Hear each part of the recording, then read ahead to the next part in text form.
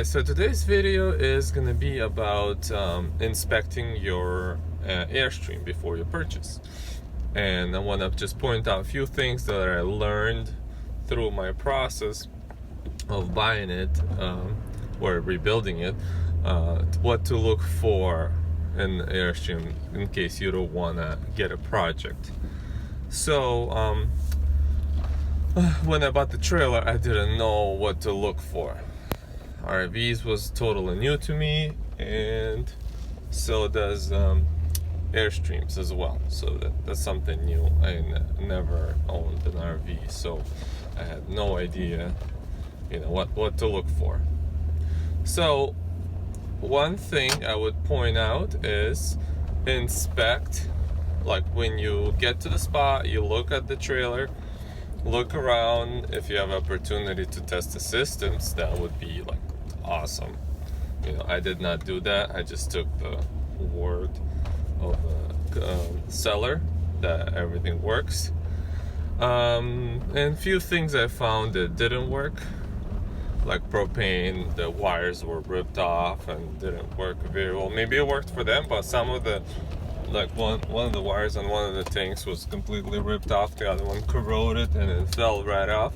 So the measurements or the readings weren't accurate or non-existent on the propane tanks. It would show always full, things like that.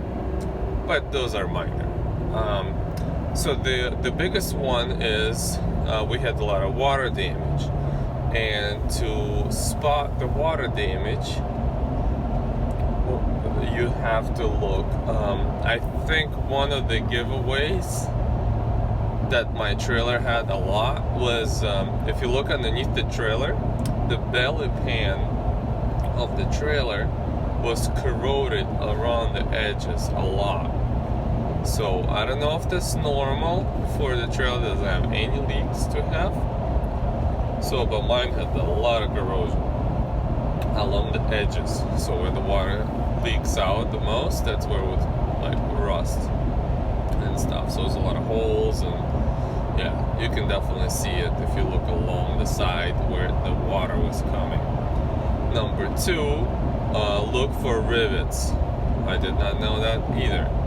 There's buck rivets, which have a nice smooth shiny head, and there's pop rivets.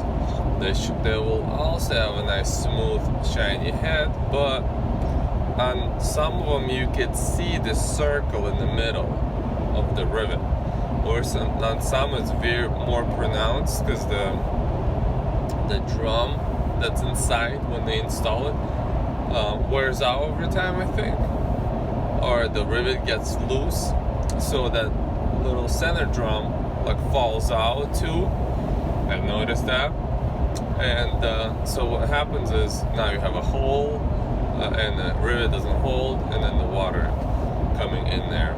And so I had a lot of those. So through that I discovered that whole right side and a little bit of the back was replaced previously. So those rivets were all Olympic rivets, and like some of them on that side were damaged. And the water was coming in. Then the sealant did not hold very well. That would be number three.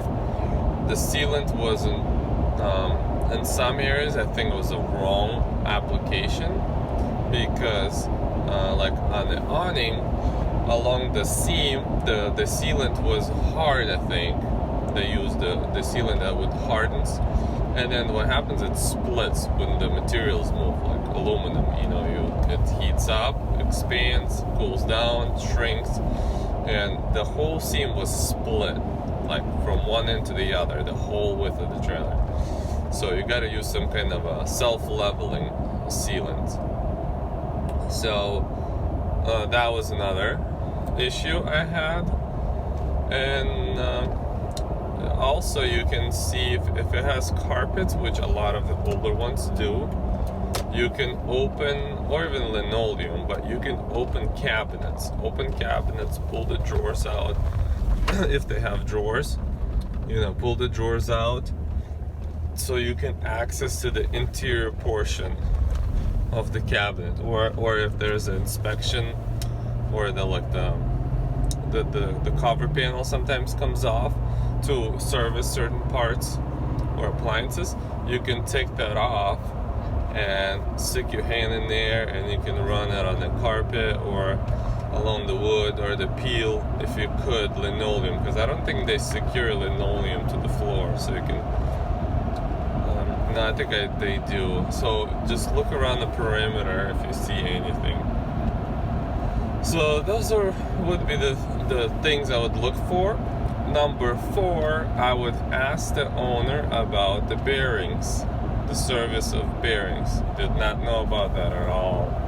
I didn't even know that you have to service them until I watch YouTube videos. So that's another thing I would ask the owner. How long ago did he grease the bearings? So you're supposed to do them. I'm not sure on the numbers. Some say 5 or some say 10,000. So anyhow, do your own research, but just to know when he did it. So or when you bring him home, just do it again, and that way you have a benchmark or the time when you did it, and then you can count your own miles, how many miles you went. And I think that would be it. I think that would be it for the list of things to look for in the Airstreams. Alright, well I hope this was informative. I hope this will help somebody to make a decision, or like what to look for in Airstreams specifically. And take care.